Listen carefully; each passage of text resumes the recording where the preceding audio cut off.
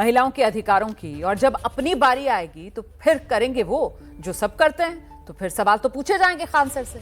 हमने खान सर की पत्नी के बारे में जानकारी जुटाने की कोशिश की तो खान सर का कहना है कि जिस तरह से अब तक उनका पूरा नाम पता नहीं चला है, उसी तरह पत्नी की पहचान भी सार्वजनिक नहीं करना चाहते।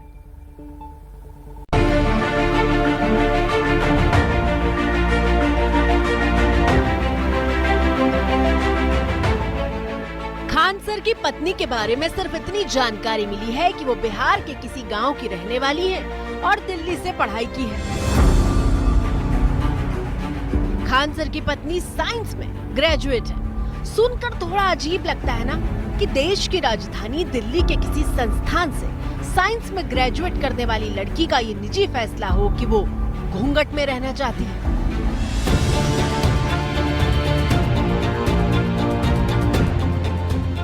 क्योंकि खान सर से जब घूंघट पर पूछे जा रहे सवाल पर प्रतिक्रिया मांगी गई तो उन्होंने इतना ही कहा कि उनकी पत्नी ग्रामीण क्षेत्र से आती हैं और पर्दे में रहना उनका निजी फैसला था, जबकि मैं ऐसा नहीं चाहता था। हम ये सोचेंगे कि नहीं, हम महिलाओं को छोड़ के आगे बढ़ ही नहीं सकते हैं। जीने के लिए तो जानवर भी जी लेते हैं, ऐसा नहीं है। हमें अपने साथ लेकर इन्हें चलना पड़ेगा, क्योंकि एक पक्षी कभी अपने एक पंख से उड़ ही नहीं सकता।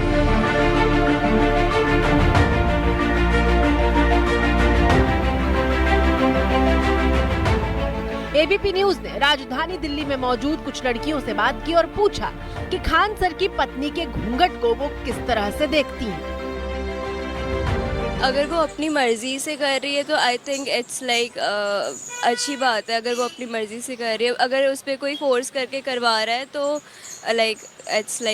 It's not a good thing. Khan sir is wrong because वो अपनी वाइफ को ढक के रखे हैं। ठीक है, positive is something different, negative is also there, but मेरे को लगता है ऐसा गलत है कि क्यों ढक रखा है, बिकॉज आज का टाइम नहीं है ऐसा। तो I think it's all like he just wants to protect his privacy, अपनी वाइफ की प्राइवेसी को, और not to promote any patriarchal और ट्रेडिशनल थिंग। उनकी पत्नी का डिसीजन तो नहीं हो सकती, क्योंकि आजकल की लड़कियां इतनी इंडिपेंडेंट है कि हाँ वो अपना कर सकती है, कि ऐसा नहीं है कि वो घूंघट में ही रहना है उनको।